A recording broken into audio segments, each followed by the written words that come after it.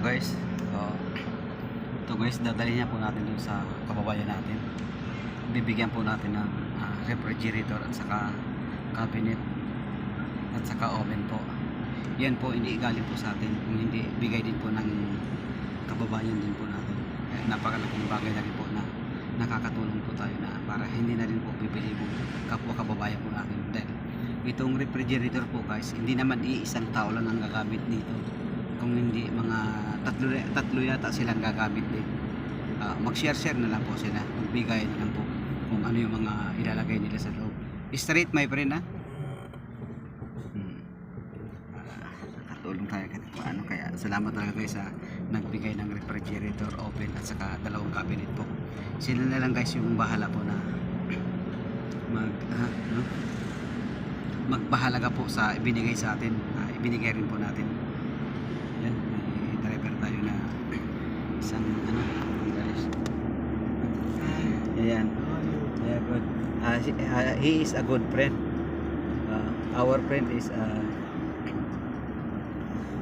from Bangladesh. Good friend. Bangladesh nationality. I like Bangladesh nationality. He like also Filipino nationality. So, yan po yung inupahan po natin na car lift para makapaghatid po tayo ng tulong sa ating kababayan. So, yan. Napakalaking bagay. But my friend, take right First? Right. No, second one. Last one. Apo. Yan guys. Nandito tayo sa area po ng Sharjah.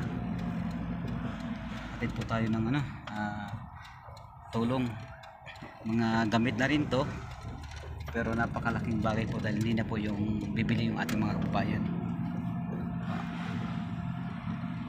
Malaking bagay po na nakatulong tayo. Magtulungan tayo kung anong meron. Talagang iba talaga, gumagawa talaga tayo guys ng action. Madaming mga tumutulong po talaga sa atin guys na ipinantutulong din po natin. Napaka malaking bagay talaga na hindi na po sila bibili. Lalong na guys sila, hindi po talaga nila afford yung mga ganyan. Left side. So mamaya na lang po guys, thank you.